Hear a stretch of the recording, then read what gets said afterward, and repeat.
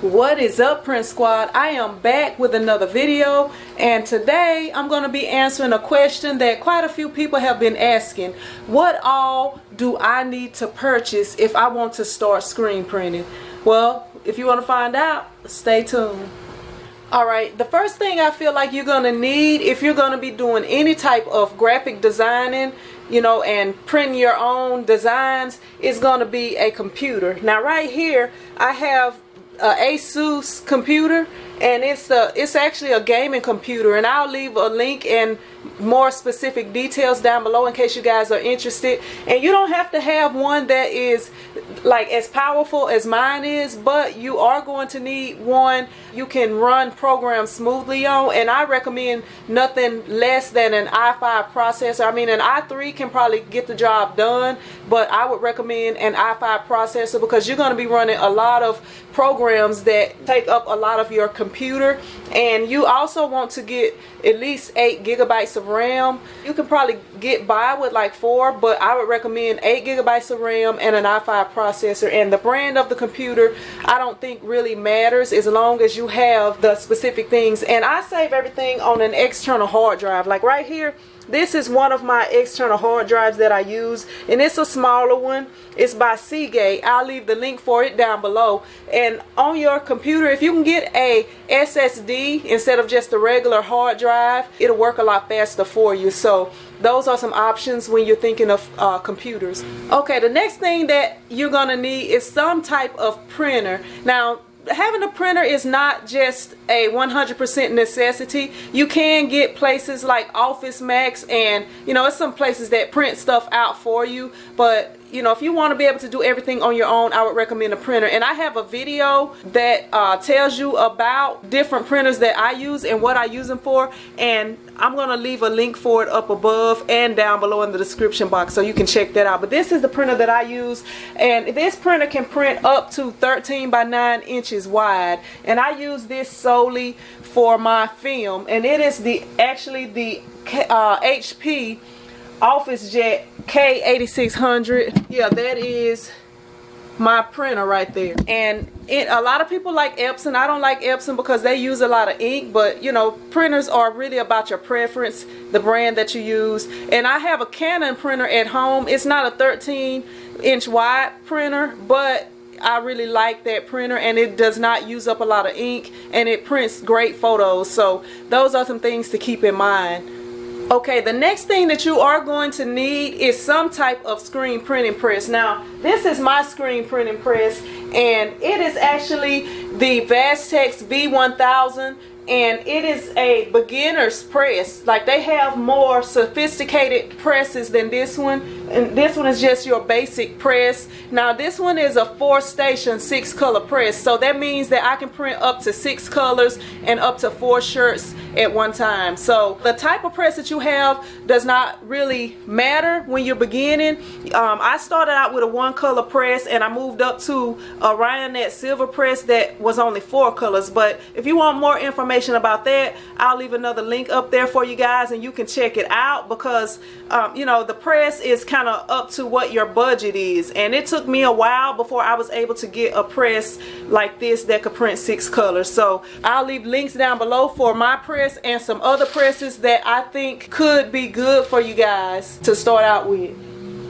And one thing I forgot to mention earlier, if you're going to be printing out your own film, right here, I don't want to pull it all out, but right here is some transparency film for inkjet printers right here, and I'll leave a link for some of that also. This is 11 by 17, but they also have the 13 by 19, and this is just basic.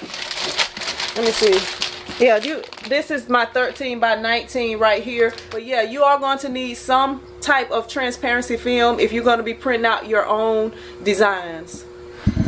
The next thing that you're going to need is some type of exposure unit, and right now I'm exposing some screens, so that's why my timer is off, but I'm exposing the screen. So you're going to need some form of exposure unit, and my exposure unit is the HBE 18 by 20 exposure unit. That may not be the right exact name for it, but I have all the specific details below, and I also have a video for that exposure unit right up above. I'm not sure if it's going to be on this side or that side. I'll be forgetting, but a little link will pop up, and I'll leave links down below in case you guys are interested.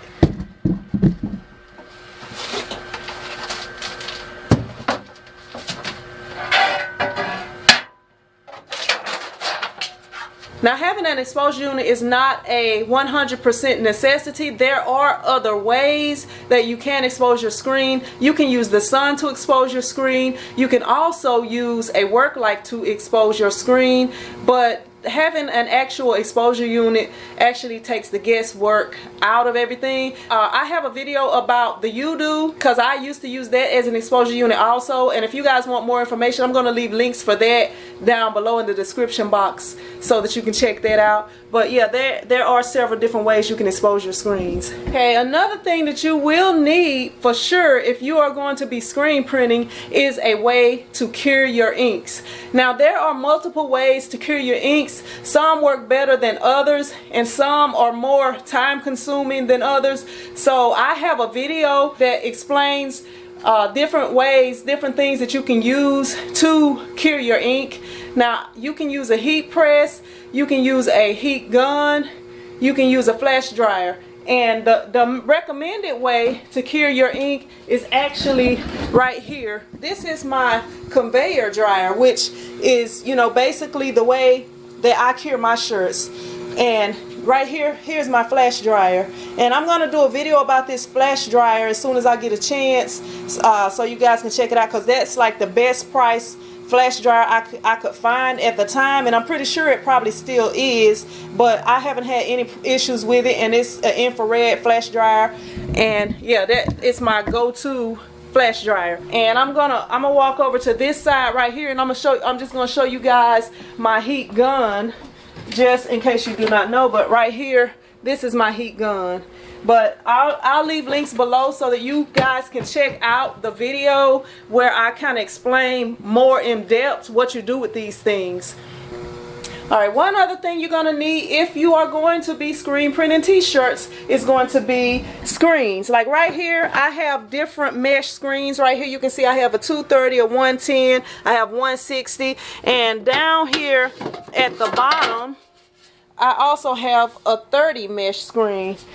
So you're going to need screens, and the different meshes, I have a video on that explains why you would use a different mesh and what mesh to use for different things. I'm going to leave the link for that down below in case you guys are interested in that. But yeah, you're going to need plenty of screens, especially if you're going to be printing a lot of shirts.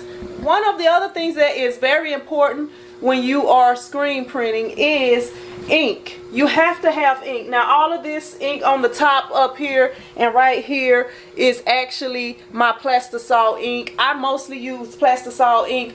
Pretty much I guess I might as well say I use Plastisol ink for printing everything. I have occasionally used water-based inks, and I did start off using water-based inks, but I currently only use Plastisol inks. But right down here, I ordered some water-based inks. So right here, these are Speedball inks. Now the Speedball inks I did use those in the beginning, and you know, they are not the best inks. They are really like hobbyist type inks, but you can use those to print shirts. And in the beginning, the most important thing is getting the technique down and learning how to print the shirts correctly, and then you can move on to better equipment and better inks. Now right here, this is a squeegee. This is what you would use to push the ink across the screens. And as you see right here, I have a squeegee right here. I have squeegees right here, and squeegees, they come in all different sizes, and depending on what you're printing, if you're printing a large design or a pocket logo, or you know, if you're printing using thick opaque inks or the thinner water-based inks, you know, the type of squeegee may differ. So I'm going to try to get a video out for that and let you guys know what types of squeegees and what diameter of squeegee you're going to need. But a basic diameter would be about 70. That's your basic diameter that will work pretty decently for most things. Okay, and depending on what type of printing you're going to be doing. Now, if you're doing water-based inks, you can clean everything up with water. If you're using plastic salt ink, you're going to need chemicals. It's a video that I did that showed the different chemicals that I use. So I'm going to link that video down below. If you guys have any additional questions, you can leave them and I'll try to answer them. But right here, this is the cloths that I use. This is the screen opener that I use. I have gloves right here, and I also have adhesive spray that I try not to use as much because it's really not good for you, because you're inhaling it and it can affect your lungs. Right here, this is the palette adhesive that I use. I do have a video on that also. I will leave links in the description box for everything below. And also, you are going to need some screen tape. Right here, I have two different types. You know, when you're printing, you have to tape up your screens, and I'm pretty sure if you watch my videos, I'm pretty sure y'all have seen me taping up screens in a few videos. But pretty much that is what you would need to screen print. But there are a couple of other things that you're gonna need. Okay, right here we're going into my dark room, and I don't know if you're gonna be able to hear me because of the fan going in here, but I'm gonna try. If not, I'll have to come back and do a voiceover. But right here, this is actually my homemade washout booth. I actually have a video on that. Right here is my pressure washer. I have a video on that. And you don't just have to have a pressure washer. When I first started, I didn't have one, but right here is my washout booth and my hose. You will need some setup like this in order to be able to wash the images out of your screens.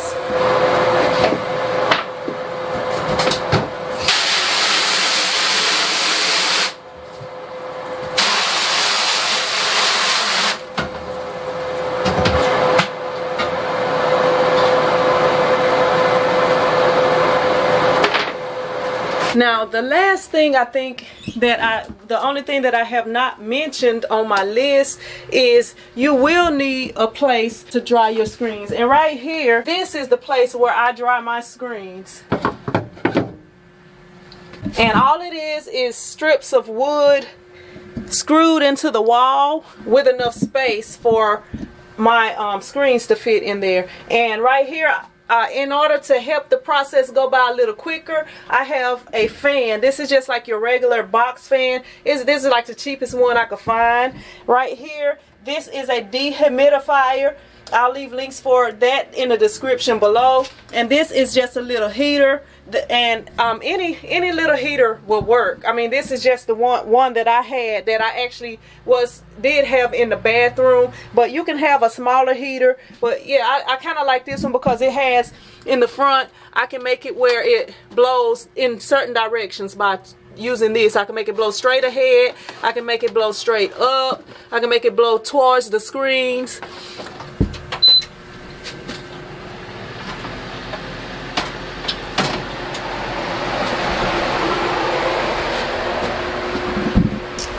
But yes, that is basically everything you would need to start screen printing today. And there may be a few things that I did not mention. If I left something out and y'all notice it, leave it down below. The people watching the video, I'm pretty sure they'll read the comments and they can check it out.